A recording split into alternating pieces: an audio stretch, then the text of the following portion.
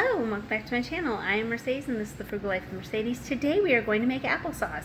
I did a how to make applesauce video maybe about 5 years ago, but I believe I was doing other things in the video, and this is strictly dedicated to making homemade applesauce.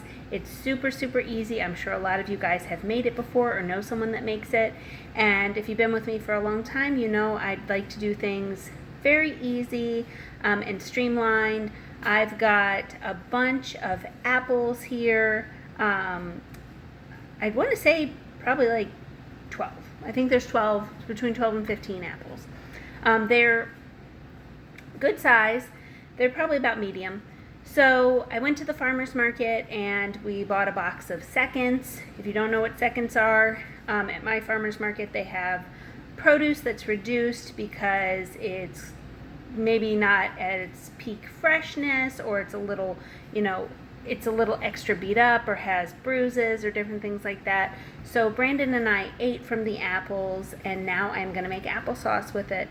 Now, I'm going to just say ahead of time, what I really like to do is peel the, take care of the apples and put them in the freezer and make applesauce later. I personally feel like apples from frozen make better applesauce. One, the cooking process is a lot quicker, and you don't really need to add water, versus this that takes them a little bit longer and you have to blend them a little bit more, and you do need to add more water. And this is not a precise recipe. I eyeball it every time, so if you want a precise recipe, you're going to have to Google that. Sorry guys, but around here we don't really do things precise, and it always works out. I've been making applesauce for years. So first thing you're going to want to do is you're wanting to get your apples. You're going to want to wash them. Also, something that is a good tip, let's say you buy a bunch of apples and one or two are starting to get mushy or have bruises. You can go ahead and prepare them and put them in a freezer bag and put them in your freezer until you have enough. That goes for if you're going out of town, or you go to the farmer's market and get a bunch of apples, whatever it might be. Because all you do is you wash them, you peel them, you cut them, you cook them. Okay? So I've done that a bunch of times where I had a couple apples that just were not looking that great, and instead of throwing them away, I peeled them, cut them, cored them, put them in a Ziploc bag, labeled it apples. You could also make apple pie with that, a bunch of other things, but I prefer the applesauce. I forgot my peeler. Luckily it's right here. So I'm not going to peel all of these on camera, just because I don't want to subject you guys to that because it takes a little while. Now they do have peelers that you just stick the apple in and you spin it, and it's a little bit easier. I think eventually I probably will get one. I'm actually surprised that I don't have one. But if you have it, we have a nice sharp peeler. You don't want to do this with a dull peeler. Trust me, I've done that before. It is a pain on your hands. But the other thing is too, because these apples are getting a little bit on the soft side, they peel really easily. And later, when I cut the apples, I do have one of these. However, these apples are a little on the small side, and in my opinion, it's easier just to cut around the core with the smaller apples. This is great for a big apple. I don't think it works as good for these, just because the core seems to be like kind of crooked, you know what I mean, like coming in at an angle, and then you have to cut around it anyway. So anyway, depending upon how many apples you're going to do or what you're doing, this is a really great thing to have just in general. So I'm going to go ahead and peel these and start cutting, and I will be right back with you guys.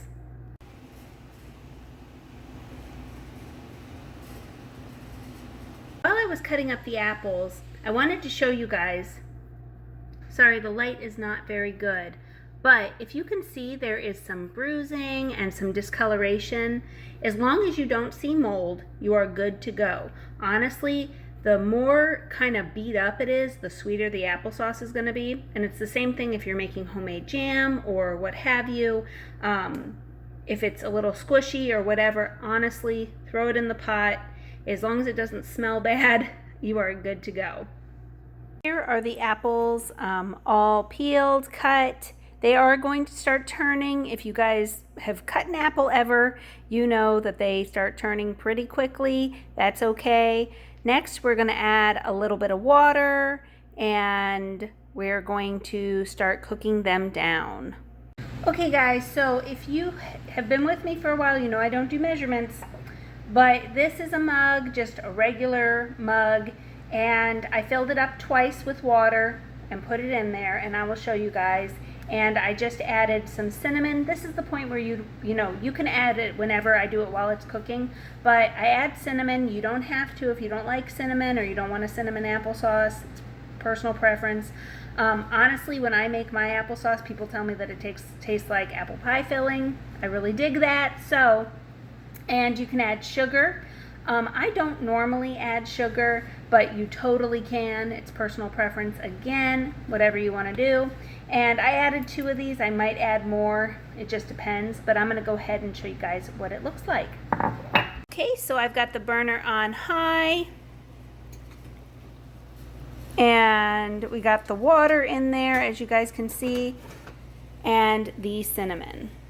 I started off with on high, because I really like it to get hot and bubbly, and then I will probably turn it down to a simmer later,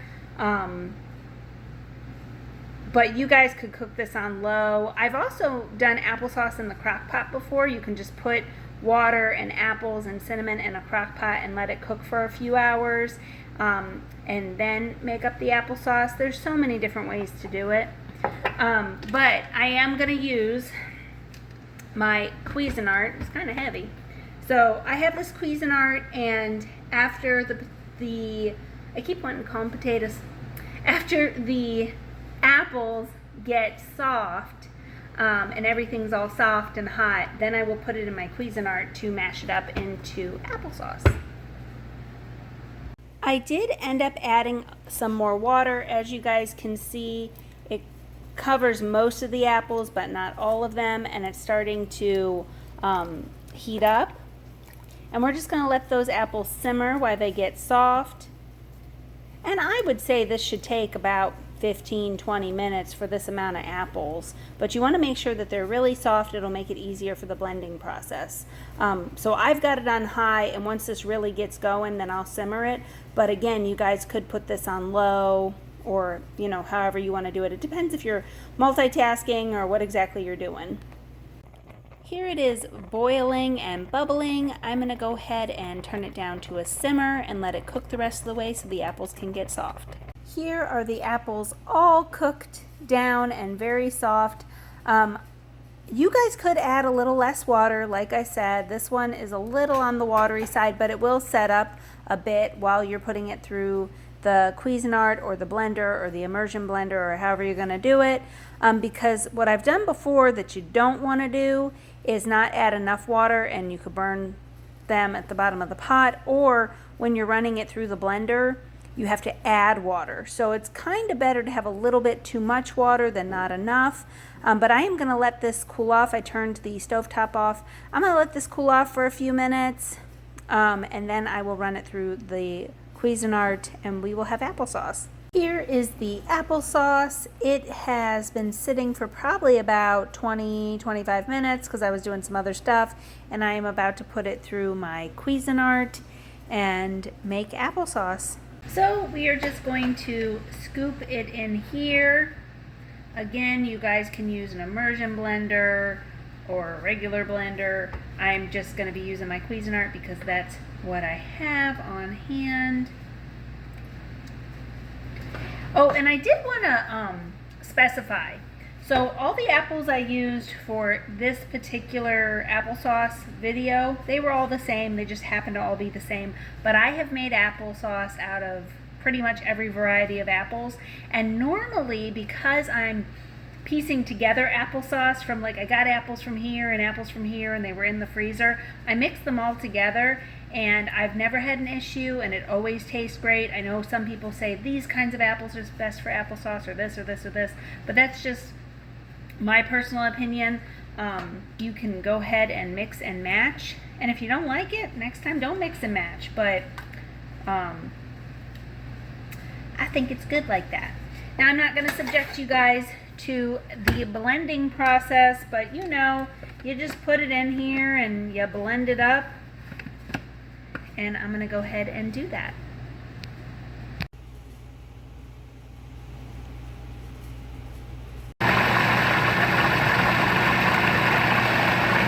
Here is the applesauce that I got. I did not put a ton of cinnamon in this batch. This batch is made with, I think they're called Loida or Lloydie apples. I'm not really sure how you say it, but they are a really, really sour apple, kind of like a Granny Smith, but more sour. They're a little watery, but that is okay. Sometimes that happens. Of course, when I'm filming it happens, but it's still, I tasted it and it tastes great. We ended up with a good bit of applesauce. We got this whole container and we've got this container. And Brandon and I are big applesauce people, so this is not going to last long in the house. And in case you guys did not know, you can freeze applesauce. I do it all the time. Let's say whatever happens and we end up not eating it in a timely manner. You just pop the lid on this and put it in the freezer.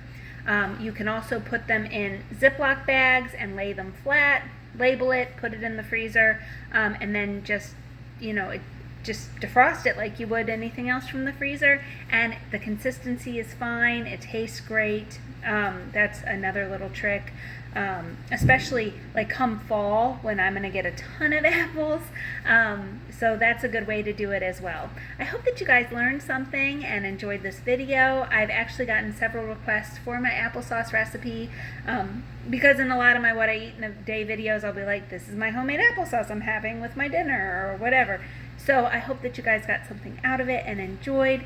Please consider subscribing to my channel if you did not know. I have an Instagram, The Frugal Life of Mercedes. Until next time, guys, bye.